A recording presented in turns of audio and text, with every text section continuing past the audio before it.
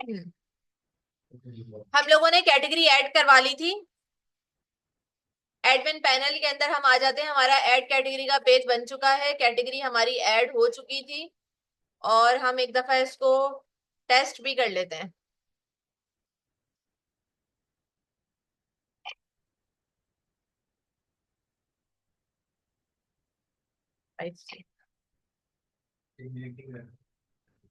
Login पे चले गए और यहाँ पर आने के बाद एडमिन को लॉगिन करा दिया मैंने।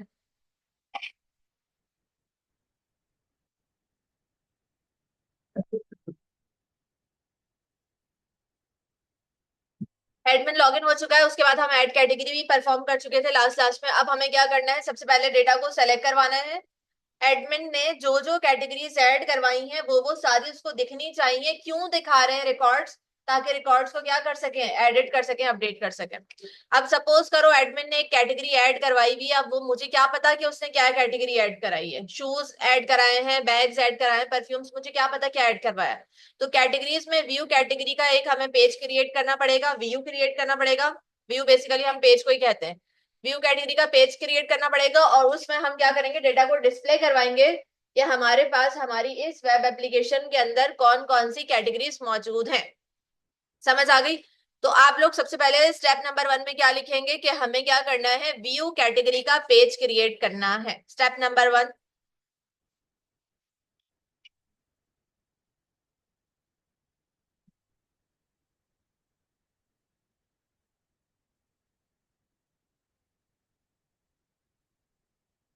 हमें सबसे ऊपर टॉप पर कौन सी दो फाइल्स लगानी होती हैं? एक पेज क्रिएट करना है।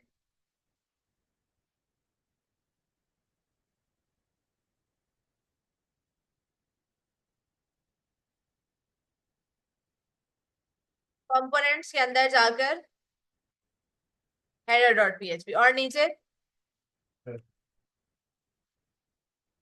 और बीच में से कहां से काम लेकर आऊंगी, टेबल। टेब्यूलर फॉर्मेट में हम डेटा को दिखाते हैं ताकि डेटा क्या दिखे, ऑर्गेनाइज फॉर्मेट में। आप चाहें तो कस्टमाइज भी बना सकते हैं और आप चाहें तो इनका जो कंपोनेंट बना हुआ है वो भी उठा के ला सकते हैं। मैंने कहा कंपोनेंट्स के अंदर से फुटर डॉट पीएचपी की फाइल लगा दो। अब मेरे पास यहाँ पर इनकी कहीं टेबल डॉट एचटीएमएल की फाइल होगी, नजर आ रही है? मैं पहले आकर इनको चेक कर लेती हूँ कि इनका इंटरफेस कैसा बना हुआ है टेबल डॉट एचटीएमएल का।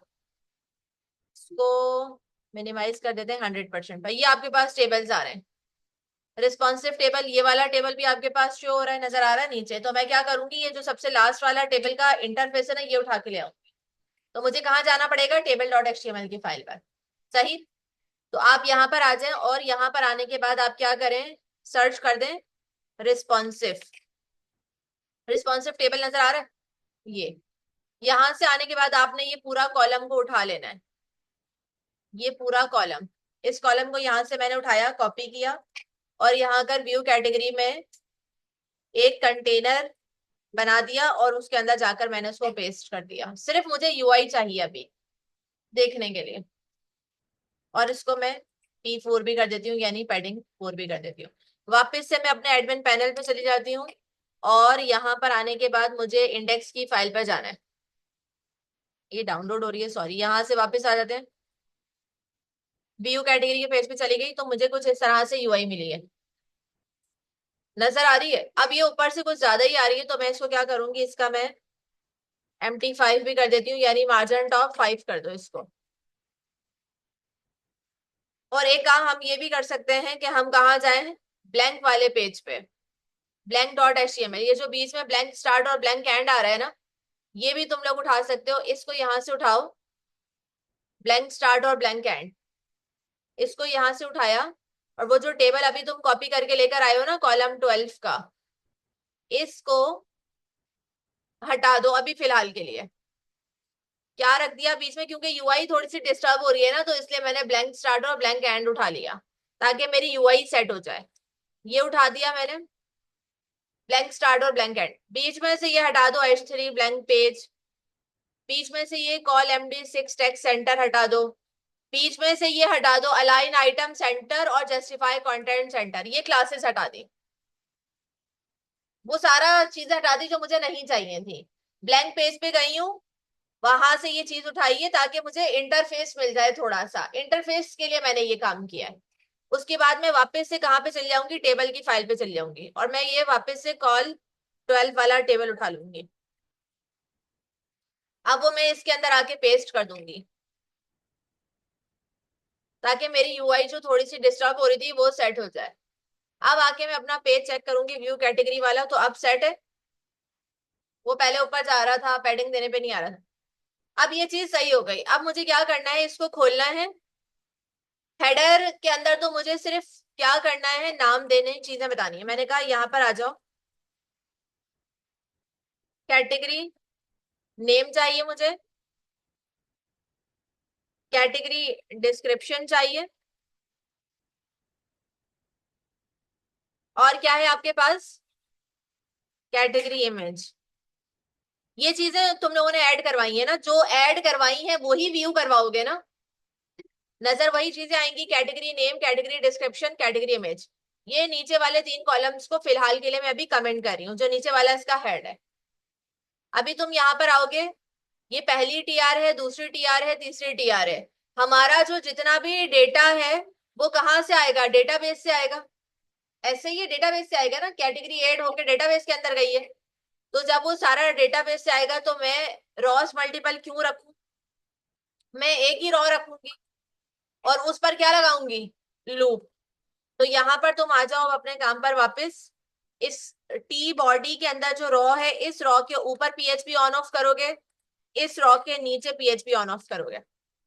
सही है, क्योंकि रॉ रिपीटेड एलिमेंट है। यहाँ पर मैं आ गई, और यहाँ पर आने के बाद मैंने अपना कनेक्शन वेरिएबल, क्यूरी का वेरिएबल बनाया, अपने कनेक्शन वेरिएबल को कॉल करवाया।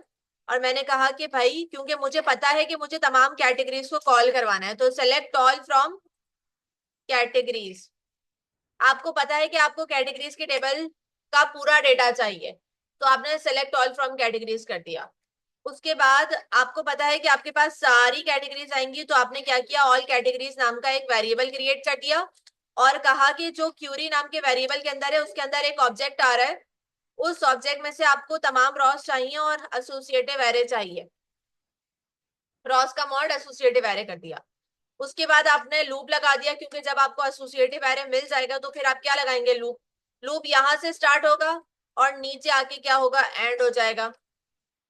फिर आपने इसे कहा कि हमारे पास जितने भी एरे हैं वो ऑल कैटेगरीज के अंदर आ रहा है, ऐस करके एक एक कैटेगरी निकलती जाएगी। अगर 3 कैटेगरीज मौजूद हैं तो ऑल कैटेगरीज के अंदर 3 एरे आ रहे होंगे।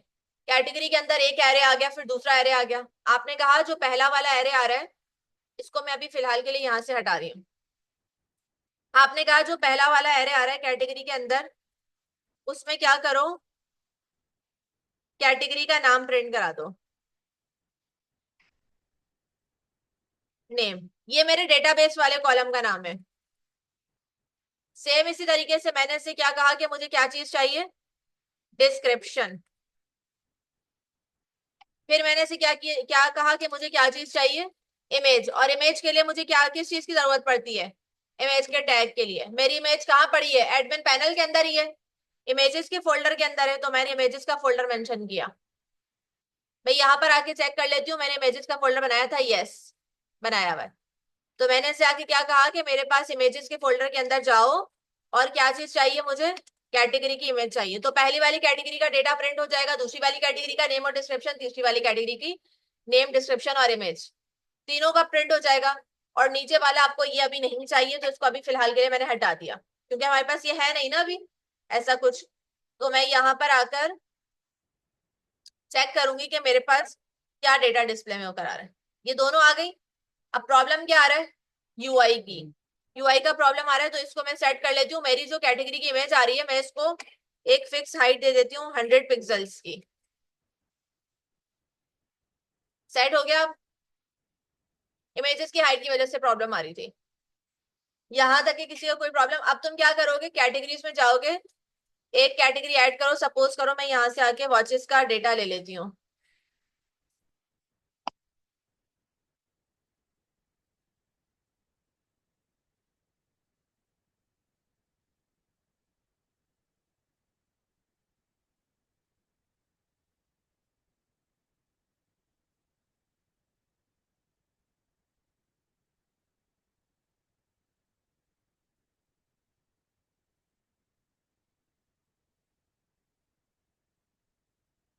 ओहो, वो कॉपी ही नहीं हुआ।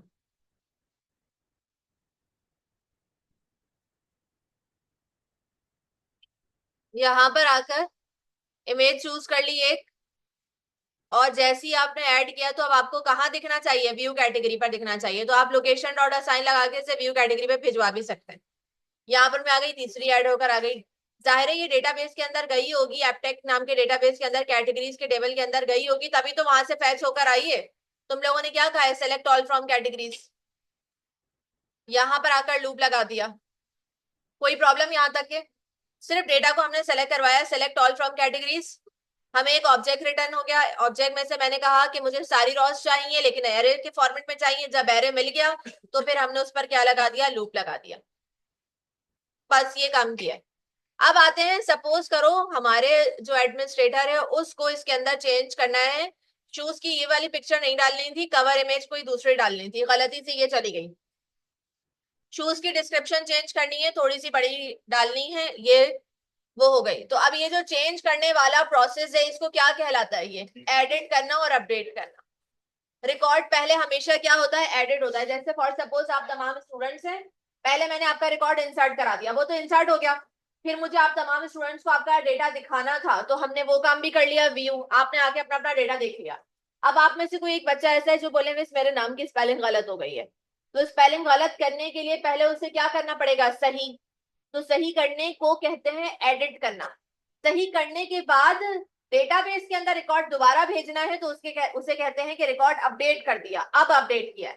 पहले मैं एडिट करूंगी, इसलिए आपसे सवाल पूछा जाता है what is the difference between edit and update. Edit में चेंजेस होती हैं, चेंजेस जब सेव हो जाएं तो उसको अपडेट कहते हैं। समझ आ गई ये चीज? तो अब हमें यहाँ पर एडिट और अपडेट वाला प्रोसेस करना है। तो यहाँ पर मैं आ जाती हूँ। ये जो मेरे दो कॉलम्स अब बचे थे जिनको मैंने तीन कॉलम्स को कमेंट किया था, मैं इन तीन कॉलम्स को वापस से अनकमेंट कर रही हूँ, एक हटा रही हूँ। और यहाँ पर आकर मैं कह देती हूँ कि मुझे अब कोई एक्शन परफॉर्म करवाना है। क्या करवाना है, एक्शन। ये हो गया। नीचे से आके इनको भी आपने अनकमेंट कर दिया। और यहाँ पर आकर आप क्या बोलने वाले हैं, आप एक एंकर टैग लेने वाले हैं। और इस एंकर टैग के अंदर आप मेंशन करेंगे आपको रिकॉर्ड को क्या करना है, एडिट। इसको आपने एक क्लास दे दी एंकर टैग को, बटन की मैंने कहा बीटीएन बीटीएन इन्फो, क्योंकि मुझे रिकॉर्ड को एडिट करना है। सेम इसी तरीके से नीचे मैंने एक एंकर टैग ले लिया और मैंने कहा कि मुझे रिमूव करना है, गलती से ये कैटेगरी ऐड हो गई, तो इसको मैंने क्लास दे दी किस चीज की, पीटीएन पीटीएन डेंजर की। और लास्ट वाला मैंने हटा दिया, ये मुझे चाहिए ही नहीं था। अभी आपके पास जो आउटपुट आएगा वो कुछ इस तरह से आएगा, एडिट और रिमूव का। समझ आ गई? अब एक पर्टिकुलर रिकॉर्ड, अब खुद सोचो, अगर तुम्हें किसी एक पर्टिकुलर रिकॉर्ड को एडिट करना है तो उसकी किस चीज की जरूरत पड़ेगी तुम्हें? अगर मैं तुमसे कहूं कि मुझे तुम्हारा रिकॉर्ड अपडेट करना है तो तुम्हारी किस चीज की जरूरत पड़ेगी? आईडी की। आईडी की जरूरत पड़ेगी ना। तो अगर मुझे यहाँ पर कोई कैटेगरी एडिट करवानी है तो मुझे उसकी किस चीज की जरूरत पड़ेगी? आईडी की। तो इसका मतलब है जब मैं इस एडिट पर क्लिक करूं तो मेरे पास कोई ना कोई आईडी मुझे रिसीव हो इसकी, तो मैं क्या करूंगी, एंकर टैग को डायनेमिक कर दूंगी। यहां पर आके मैं ऐसे बोलूंगी कि तुम जाओ किस पेज पे, एडिट कैटेगरी के पेज पे, एडिट कैटेगरी डॉट पीएचपी के पेज पे जाओ। लेकिन जाओ ना जब, तो साथ क्या लेके जाना, ये सेपरेटर है, इसे क्या बोलते हैं, क्वेश्चन मार्क है, ये क्या है, सेपरेटर। जब तुम इस पेज पर जाओगे, इसको बहुत गौर से सुनना, जब तुम इस पेज पे जाओगे तो तुम्हें साथ ही साथ एक पैरामीटर भी, एक वेरिएबल भी लेके जाना है। वो वेरिएबल क्या है, कुछ भी हो सकता है, मुझे आईडी लेके जानी है ना। तो मैं यहाँ पर फॉर सपोज मैंने कह दिया मुझे सी आईडी लेके जाना है, ये पैरामीटर हो गया, मेरा वेरिएबल हो गया।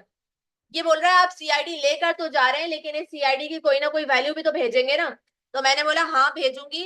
डेटा तो मेरे पास आ रहा है, डेटा किसके अंदर आ रहा है, कैटेगरी के अंदर आ रहा है, कैटेगरी नाम के वेरिएबल के अंदर आ रहा है। तो मैंने बोला कि जो मेरे पास कैटेगरी आ रही है ना, मुझे उसी की तो आईडी उठानी है। ये सी आईडी हो सकता है, इसको आप कैटेगरी आईडी पूरा नाम दे दें, इसको जस्ट आप आईडी दे दें। आप क्या बोल रहे हैं कि मुझे एडिट कैटेगरी के पेज पे जाना है, हमने पेज नहीं बनाया अभी, वो बात अलग है। मैं बोल रही हूँ कि हमने एडिट कैटेगरी के पेज पे जाना है, ये हमारा सेपरेटर हो गया, क्वेश्चन मार्क।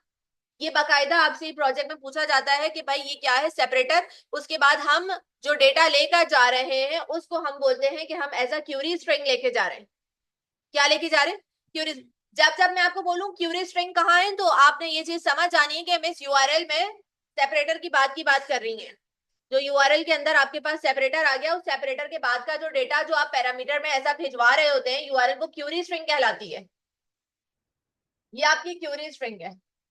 आपने क्यूरी स्ट्रिंग बना दी। अब मैं यहाँ पर आके इस पेज को रिफ्रेश करूंगी, मैं इधर कर्सर लेके जा रही हूँ, क्लिक किया मैंने, ये क्या कह रहा है, मैं एडिट कैटेगरी के पेज पर आया हूँ, लेकिन क्या लेकर आया हूँ, आईडी 1 लेकर आया हूँ। उस कैटेगरी की आईडी 1 थी, क्योंकि आप जब कैटेगरी का डेटा प्रिंट करा रहे हैं, आपने बोला कैटेगरी का नाम लाओ, वो लेकर आया। आपने कहा कैटेगरी की डिस्क्रिप्शन लेकर आओ, वो लेकर आया।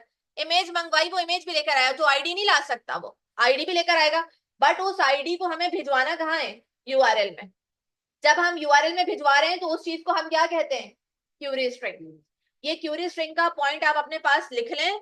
आपसे मैं कल नेक्स्ट क्लास में आएंगे तो मैं आपसे पूरा डिटेल में पूछूंगी कि क्यूरी स्ट्रिंग क्या है हमारे पास। समझ आ गई? ये हो गया। अब हमें क्या करना है, एडिट कैटेगरी का स्टेप नंबर 2 में चले जाए। व्यू करने के बाद जब आप व्यू कैटेगरी के पेज पर काम कर लेंगे तो आपको कौन से पेज पे काम करना है, एडिट कैटेगरी। मैं यहाँ पर आई, मैंने एडिट कैटेगरी डॉट पीएचपी का पेज बना दिया। स्टेप नंबर 2 में आपने क्या लिखना है कि हमें एडिट कैटेगरी का पेज, हामिद सफीर, एडिट कैटेगरी का पेज बनाना है। अब मुझे एक चीज ये बता दें, जो रिकॉर्ड ऐड होगा वही एडिट होगा।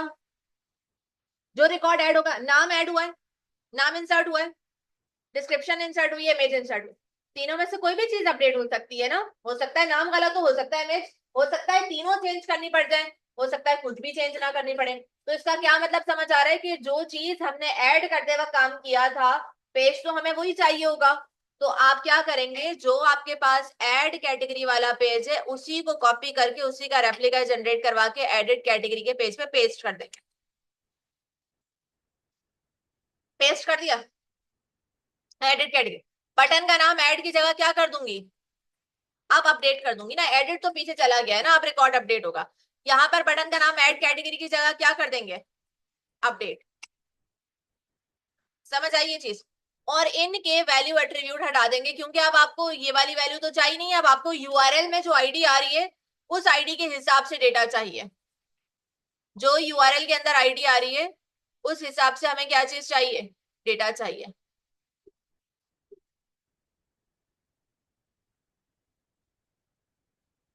पेज दिखा देती हूँ मैं यहाँ पर, सही है। अभी जब तुम इधर जाओगे एडिट के पेज पे जाओगे, वो एडिट के पेज पर आ गया, लेकिन यहाँ पर अब मुझे क्या पता आईडी 1 के अंदर कौन सा नाम था, मुझे क्या पता उसकी क्या डिस्क्रिप्शन। एडिट तो तब होता है ना जब रिकॉर्ड सामने दिखा हुआ होगा। तुम्हारी स्पेलिंग नाम की गलत होगी, मैंने कुछ अहमद की स्पेलिंग में आगे पीछे, तो अहमद लिखा हुआ भी तो होना चाहिए ना यहाँ पर। जब लिखा हुआ ही नहीं होगा तो मैं उसको कैसे एडिट करूंगी। तो अब अपने दिमाग में एक चीज याद रख लें कि जब जब हमारे पास यूआरएल में कोई डेटा आ जाएगा, यूआरएल के अंदर क्या आ गई है, आईडी आ गई है। जब आईडी आ गई तो आप आराम से आईडी का डेटा इस वेब पेज पे मंगवा सकते हैं। मैं क्या करूंगी, यूआरएल से आईडी उठाऊंगी। तो मैं यहां पर आ गई। अब मैंने कहा if is set dollar underscore get. Get किस लिए यूज करते हैं, डेटा गेट करने के लिए। क्या ये पूछ रहा है, क्या, मैंने कहा सीआईडी। यूआरएल में तुम्हें क्या मिल जाए, सीआईडी मिल जाए, गेट हो जाए। गेट का मतलब है पेज पे गेट हो रही है ना, गेट हो जाए। तो क्या करो, इसको एक वेरिएबल के अंदर स्टोर करवा दो। इस आईडी को, जो गेट होने वाली आईडी है, उसको क्या करो, एक वेरिएबल के अंदर स्टोर करा दो। स्टोर हो गई। उसके बाद मैंने क्या कहा कि ये जो आईडी स्टोर हुई है ना, इस आईडी का डेटा मंगवाना है। तो मैंने यहाँ पर प्रिपेयर स्टेटमेंट यूज किया है। क्यों? क्योंकि मुझे क्या पता यूआरएल के अंदर 1 आ जाए, कभी हो सकता है कभी 10 आ जाए, क्या आपको पता है? तो आप कौन सा मेथड यूज करेंगे, प्रिपेयर। तो यहाँ पर मैं आ गई, मैंने कहा select all from categories where ID is cat ID. ये मेरा प्लेस होल्डर है। फिर मैंने क्या किया, अब बाइंड करूंगी। जब जब प्लेस होल्डर आ जाएगा तो मुझे क्या, पैरामीटर्स को आपस में बाइंड करना होगा। मेरा पहला पैरामीटर है कैट आईडी और दूसरा मेरा क्या है, वेरिएबल जो यूआरएल से आईडी उठाई है, यूआरएल वाली आईडी को उठाया, उसका डेटा मंगवा दिया कैटेगरी के टेबल से। उसके बाद क्यूरी को क्या करूंगी, एग्जीक्यूट। और जब क्यूरी एग्जीक्यूट हो जाएगी तो वो मुझे किसी ना किसी फॉर्मेट में डेटा ला कर देगी। तो मैंने बोला मुझे जो डेटा मिलेगा वो कैटेगरी का मिलेगा, तो क्या करूं, उसको एक एरे में कन्वर्ट कर दो। फेच सॉर्ट, सही है। प्रिंट आर करके चेक कर लेते हैं कि कैटेगरी के वेरिएबल के अंदर क्या डेटा आ रहा है। यूआरएल में आईडी क्या है, 1। गेट होगी, उस आईडी का डेटा आ गया, ID 1, name shoes description this image this, आ गया डेटा। यूआरएल से आईडी उठाई, पहले चेक की, सेट क्या करता है, चेक करता है।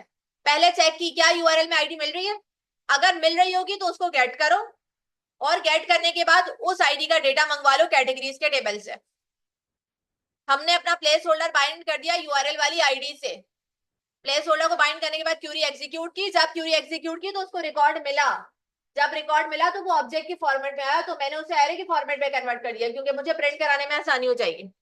अब मैं इसे कर देती हूँ कमेंट। यहाँ पर जो तुम्हारे पास इनपुट है, उस इनपुट के अंदर जो तुम्हारे पास वैल्यू एट्रीब्यूट आ रहा है, इसको खोलो और इससे कहो कि भाई आपके पास जो डेटा गेट हो रहा है ना कैटेगरी के अंदर, उसमें से मुझे क्या चीज चाहिए, नेम। अब यहां पर तुम्हारे पास उस कैटेगरी का क्या आना चाहिए, नेम आना चाहिए।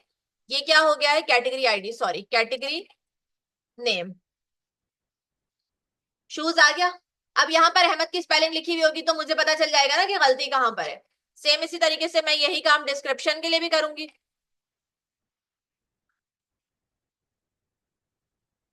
टेक्स्ट एरिया के दरमियान में, ये टेक्स्ट एरिया है, यहां पर आ गई, और मैंने कहा मुझे क्या चीज चाहिए, डिस्क्रिप्शन चाहिए। जब यहां पर आके चेक किया तो डिस्क्रिप्शन भी आ गई, और अब इमेज लेकर आनी है। तो इमेज के लिए नीचे तुम क्या करोगे, जो इमेज वाला इनपुट है उससे नीचे तुम क्या करोगे, इमेज का एक टैग ले लोगे और इसको हाइट दे दोगे 100 पिक्सल्स की, और तुम्हारी इमेज किधर पड़ी हुई है, इमेजेस के फोल्डर के अंदर, और तुमने कहा कि तुम्हें कैटेगरी की क्या चाहिए, इमेज।